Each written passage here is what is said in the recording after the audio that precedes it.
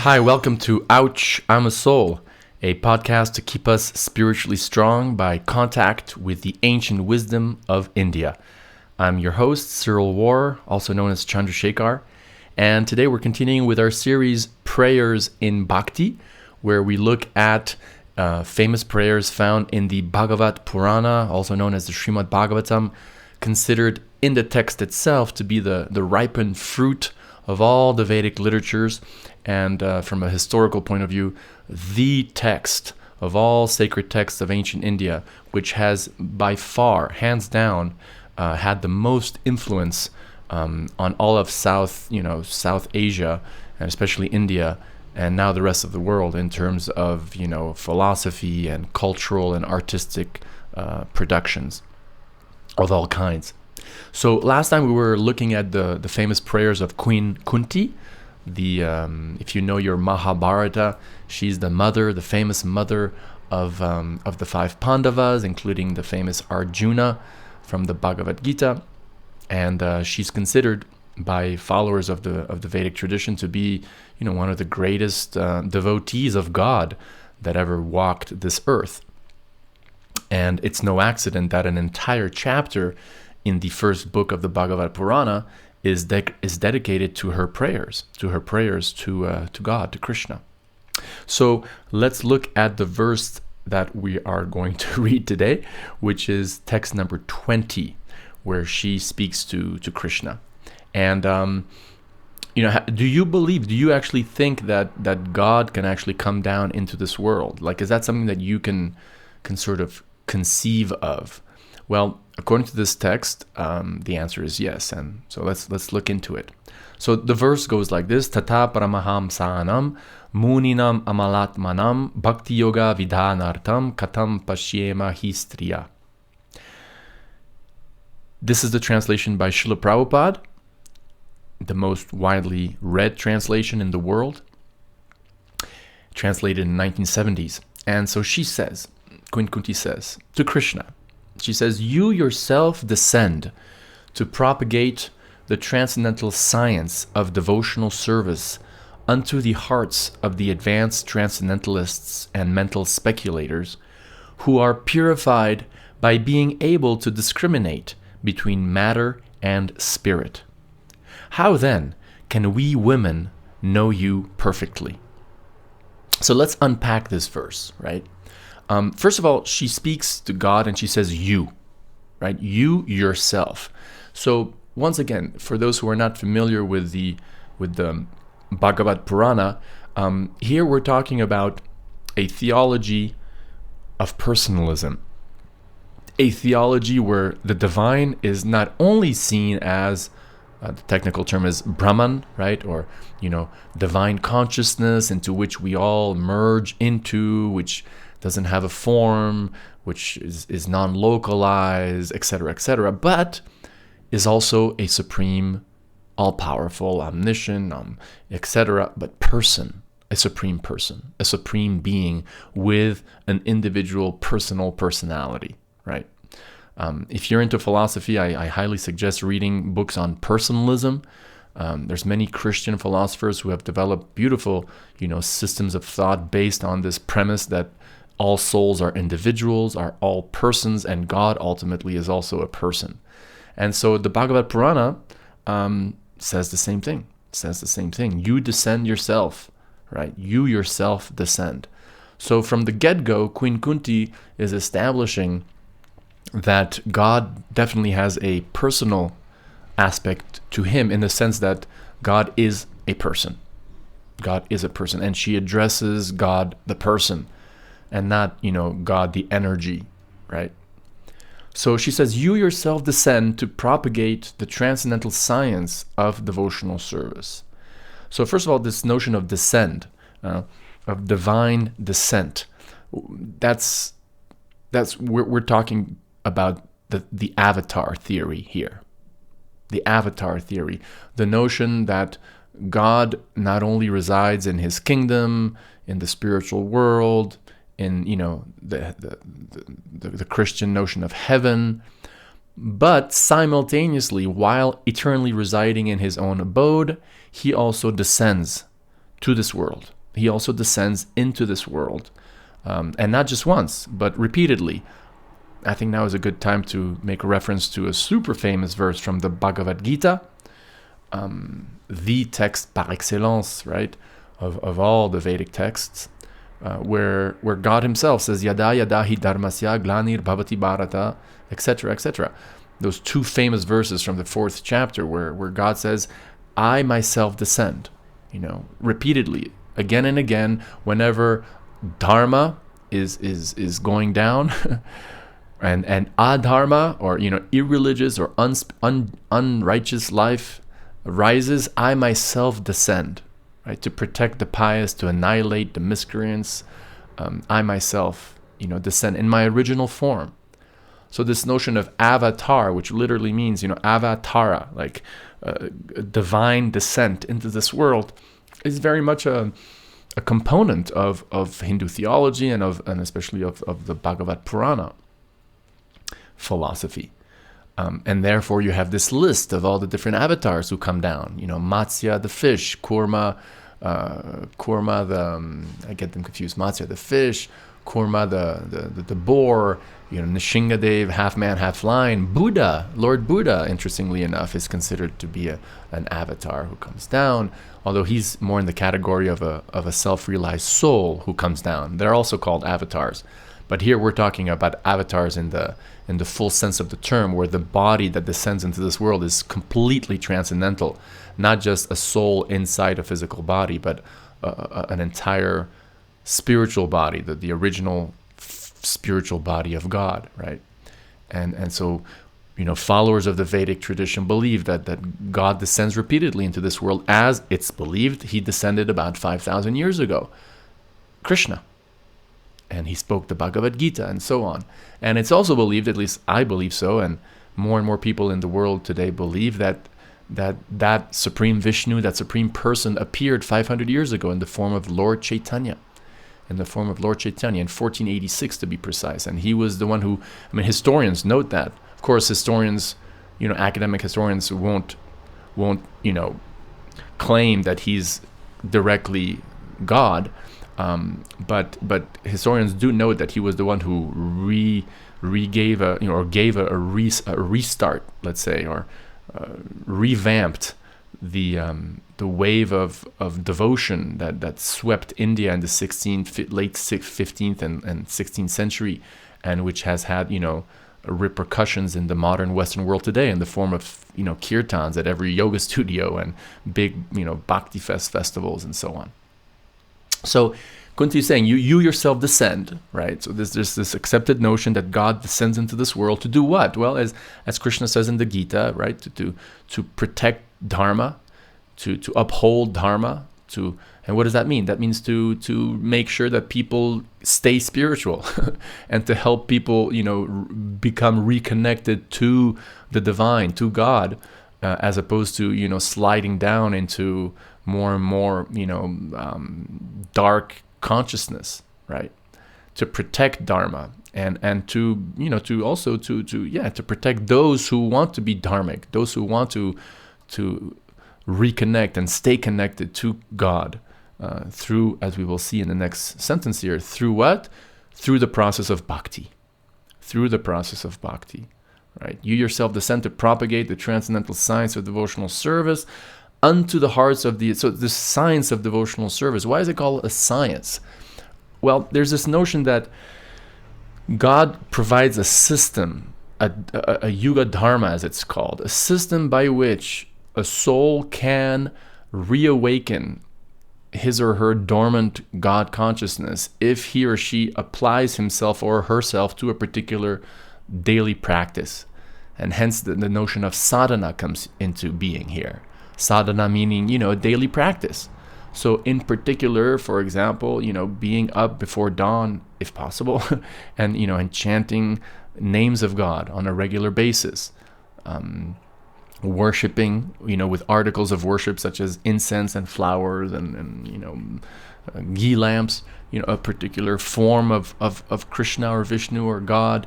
Here we're talking Bhagavat philosophy, so of course the central figure here is Vishnu or Krishna. And this podcast is all about that, because that's really the main text we look at, is the Bhagavata-Purana and the Bhagavad Gita.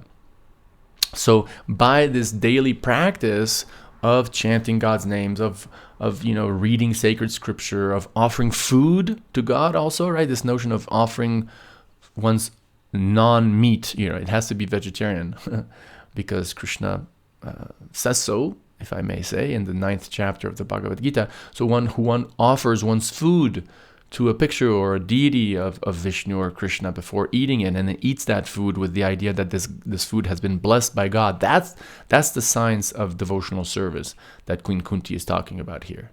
This daily practice of offering food to God and eating the remnants, the daily practice of chanting God's names, the daily practice of reading sacred scripture, the daily practice, if possible, of helping others to get to know God. That's the science of devotional service, the science of bhakti. And so Queen Kunti asserts that God himself comes down to propagate this science, right? And I mentioned Lord Chaitanya a few minutes ago because he, in the modern age, really is the key historical figure par excellence who really did propagate this science of bhakti and predict it. I mean, here I think it's interesting to mention one of the hagiographies of Lord Chaitanya, the Chaitanya Mangal, by an author called Lochan Das Thakur, who was I think he was a contemporary or just after of Lord Chaitanya. So we're talking late in 15th century, early 16th century. And in that, relatively famous text, the Chaitanya Mangal, Lord Chaitanya allegedly predicts, he says, that in every town and village of the world in the future, my holy name will be heard and will be known. So in other words, there's this prediction made in the 16th century that all over the planet, in every town and village of the world, they would be chanting, kirtans. They would be chanting of Vishnu or Krishna's names, right? Not that this practice already didn't exist in the world. Like, I consider gospel music or Gregorian chants or Sufi chants or the recitation of the Quran, to be bhakti, to be transcendental science of devotional service. But specifically when it comes to the Vishnu tradition or the Krishna tradition, Lord Chaitanya makes this prediction in the 16th century that that this holy name of Krishna will spread all over the world, and we are seeing it happening. We're seeing it happening. Bhakti to Krishna is becoming increasingly popular all over the world. There's no question about it. We see that how, for example, it's been completely incorporated into practically every yoga studio in the world. I mean, maybe exaggerating a little bit, but the idea of mantra chanting accompanying hatha yoga is definitely part of the general ethos nowadays. And you have these big festivals, like the Bhakti Festival, for example, that takes place in Palm Springs every year, or several times a year now, because it's just too big to just take place once. So and people from Siberia to Nigeria, being devoted to Krishna. So that's pretty far out. So coming back to this verse of Queen Kunti, she continues. So you descend to propagate the transcendental science of devotional service unto the hearts of the advanced transcendentalists and mental speculators. So there's this idea that God is in your heart. God is in the heart of everyone. And Krishna says so in the Bhagavad Gita, right? In the 18th chapter, verse 61, he says, I am seated in everyone's heart. And everyone is seated as on a machine. And I'm there also. In the 15th chapter, verse 15, Krishna also says, Sarvasya chaham hridi sanivishto matak smritir jnanam apohanam chana. I'm seated in everyone's heart, and from me comes knowledge, from me comes remembrance, from me comes forgetfulness, right? And so this science of bhakti, into the heart of the transcendentalists, that science of bhakti, it's interesting because here Prabhupada translates the verse by saying that these, spiritualists are purified by being able to discriminate between matter and spirit. But how do you get purified? In other words, Krishna says in the Bhagavad Gita, God says in the Gita that you can understand Him, you can understand God by the process of bhakti. right? So by the process of bhakti, as I just explained, one is able to indeed discriminate between matter and spirit. One is able to realize one's spiritual identity, right? And why? Because there's a purification that takes place. There's a purification that takes place. God is in our own heart, and so when He sees that we are trying to serve Him, we're trying to reconnect with Him, He purifies our consciousness from the influence of the lower modes of nature. For those who don't know about the three gunas, the three modes of nature, that's described in the 14th and 17th chapter of the Bhagavad-Gita. How this material conditioning is broken down, or is composed of these three modes of nature, the three gunas that influence each soul and everything surrounding each soul, from the time of day to what they eat, to what clothes they wear, to what consciousness they have, and so on, in three different ways, which are all three material by definition, although sattva, goodness, is definitely the best among the three, right? So God is in the heart, and so He purifies the consciousness of the soul.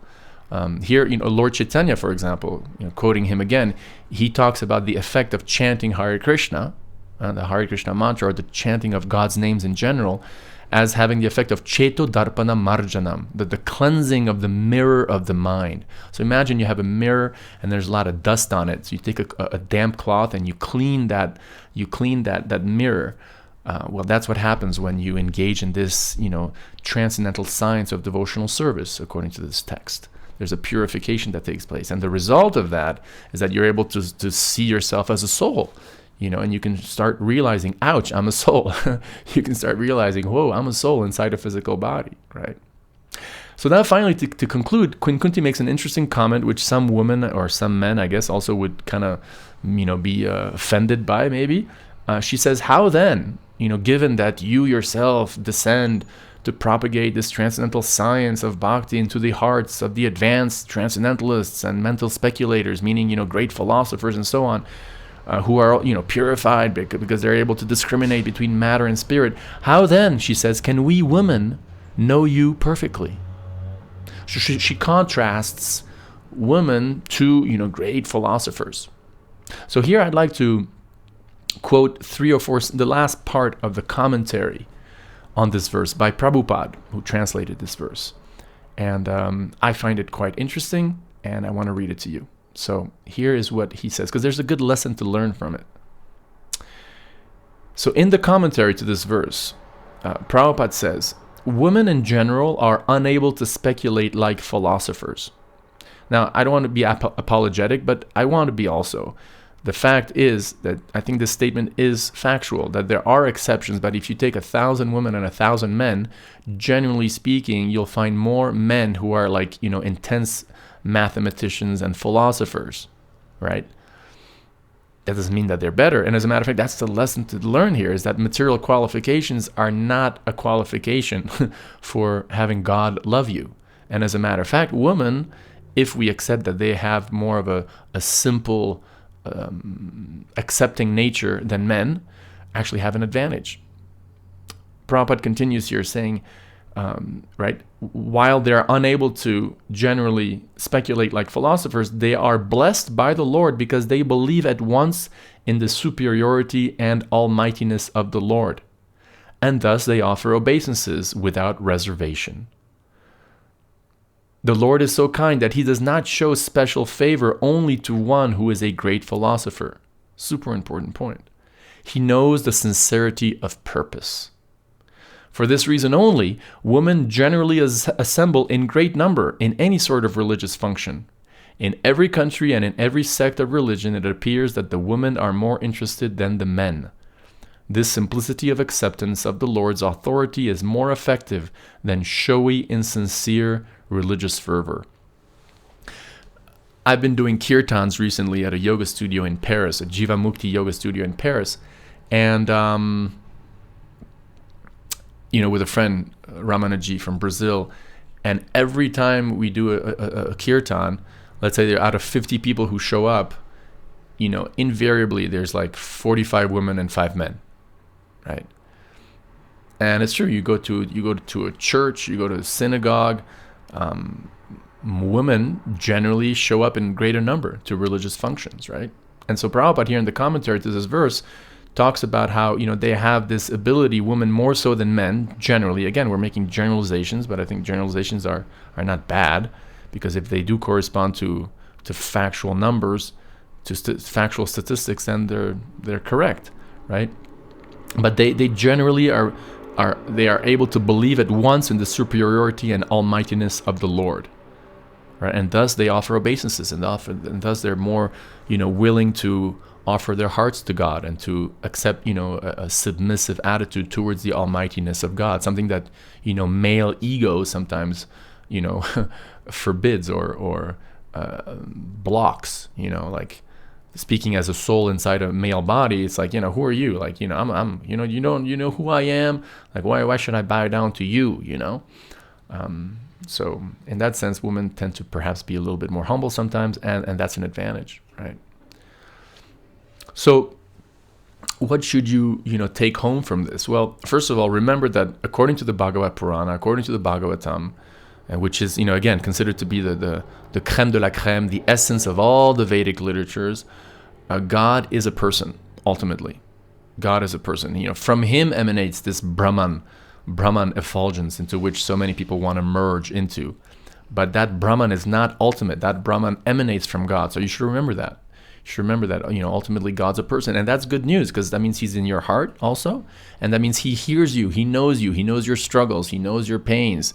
He's there with you, walking next to you. You may not perceive him. You may, feel disconnected from him. But be assured that God's a person, and he's there for you, and that you're a person too. You don't forget about trying to lose your identity. You're you forever. Now it's just, you just have to try to purify, just like we're having this notion of purification being brought up in this verse. You have a duty, or it's in your best interest to have a spiritual practice that purifies you of your, false identification with what you're not, which is your body and your mind, and which strengthens yourself as a soul, and your identification with your true self, right? So you're you, and you'll always be you. So get used to it. And then the second lesson is while you may have, and everyone has, your own abilities and talents and plus points, let's say in your karma. So let's say you've got a lot of money, or you're really beautiful, or you're really famous, or you're just loved by a lot of people, you have a great sense of humor, or you're a great architect, or you're able to compose beautiful music. Those talents, those attributes, you should engage them in this transcendental process of bhakti yoga. You shouldn't renounce them. You should, on the contrary, engage those in the service of God, in glorifying God somehow or other.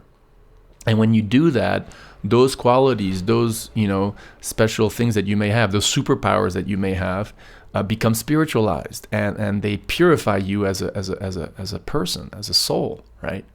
But at the same time, and this is where it gets interesting, you should also remember, don't start getting proud. Don't become proud because of whatever material asset you may have, because those assets in themselves don't catch the attention of God. They don't touch the heart of God. They don't impress him.